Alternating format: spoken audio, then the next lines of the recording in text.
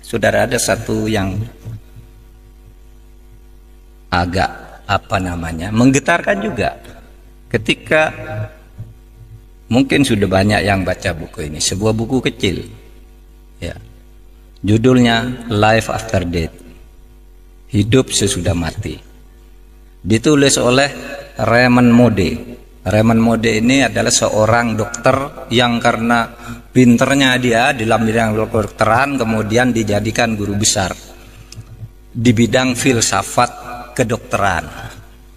Nah, ketika dia mengajar ditanya oleh mahasiswanya, Pak Moody, Bapak dokter yang sudah nangani banyak ribuan orang mati, banyak menyelamatkan orang tapi sering juga gagal. Mahasiswanya tanya, Dok, kalau orang mati itu pergi kemana? Kalau orang mati itu pergi kemana? Nah, ini sebagai dosen tertantang, saya dosen. Tidak bilang saya ini gaib, saya harus penelitian. Lalu dia lakukan penelitian. Apa penelitian? Penelitiannya itu 100 orang yang pernah mati diwawancarai oleh dia. Ada orang pernah mati banyak, dia kirim surat ke rumah sakit. Apa tempatmu pernah ada orang mati lalu hidup lagi? Ada namanya John, mati jam sekian, tiba-tiba jam 6 sore hidup. Ada yang mati 2 jam, ada yang 6 jam, 7 jam. Nah, dicatat namanya, dicari alam, lalu diwawancarai. Ketika ditanya, apa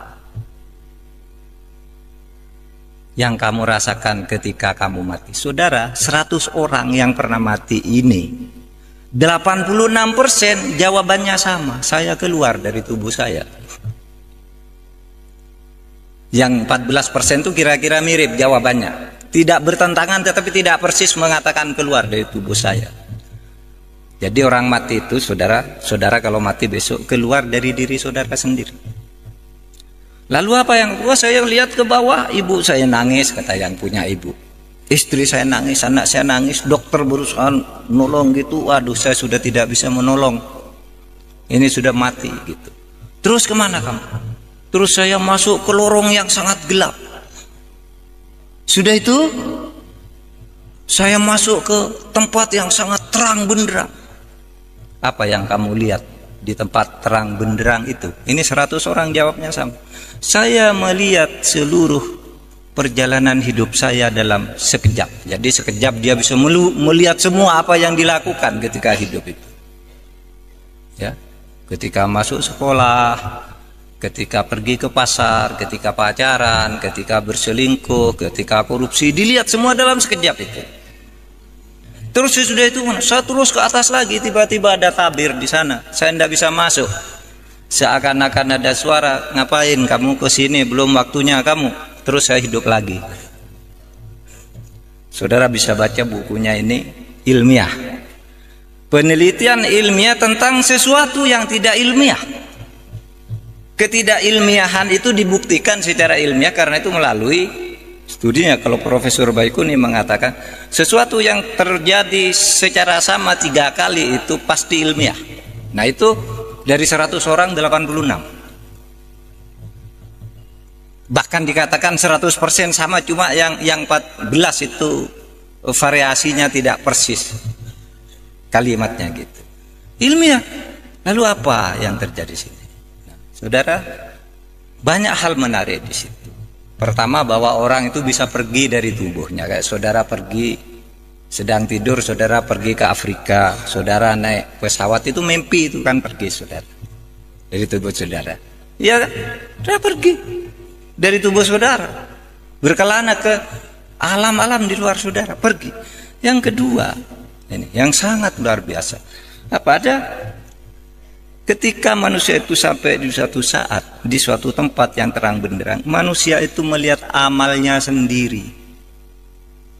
Sehingga dia tidak bisa mengatakan saya tidak pernah mencuri. Ada situ di alam terang itu kamu melihat sendiri.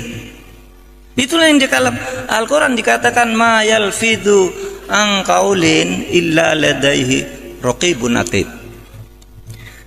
Tidak ada sesuatu pun yang kamu katakan, tidak ada sesuatu pun yang kamu lakukan di muka bumi ini kecuali dicatat dengan teliti dan lengkap oleh malaikat Raqib dan malaikat Atid. Jadi malaikat Raqib dan Atid itu tinggal menunjukkan aja. Maka kata Al-Quran itu kalau dalam surat Yasin itu al-yauma nakhtimu ala afwahihim wa tukallimuna aydihim. Suatu saat kamu tidak bisa memantah, Pak, saya tidak mencuri, saya tidak berselingkuh, saya tidak korupsi. Al-yauma nakhtimu ala afwahihim. Pada saat itu ketika amal itu akan ditunjukkan kepadamu apakah kamu orang baik apa tidak, mulutmu tidak bisa membantah. Terkunci, nakhtimu ala afwahihim. Kunci mulutnya, tidak boleh bilang tidak. Lalu apa? Yang bicara adalah wa tukallimuna aydihim, tangannya yang mengatakan, ini loh buktinya saya pernah nempeleng orang, ini loh pernah saya nyopet dompetnya orang, ini loh saya pernah nyolek cewek gitu. Pokoknya tangannya itu menunjukkan. Wa tasyhadu arjuluhum, dan kakinya itu mengatakan iya saya yang berjalan menuju sana. Itu loh ada filmnya. Hebat kan dulu orang waktu kita kecil tuh kalau membayangkan malaikat Raqib Atid itu apa ya? Oh itu yang ada di belakang kita bawa foto buku ditulis Pak Mahfud sedang pidato dapat pahala, ini sedang ini dosa. Nah begitu langsung lebih hebat dari komputer yang berapa ribu mega. Langsung bisa dilihat dalam sekejap, dan itu dialami oleh orang yang pernah mati, dan itu bukan orang Islam tetapi mengonfirmasi apa yang dikatakan oleh Al-Quran tentang catatan di alam sana.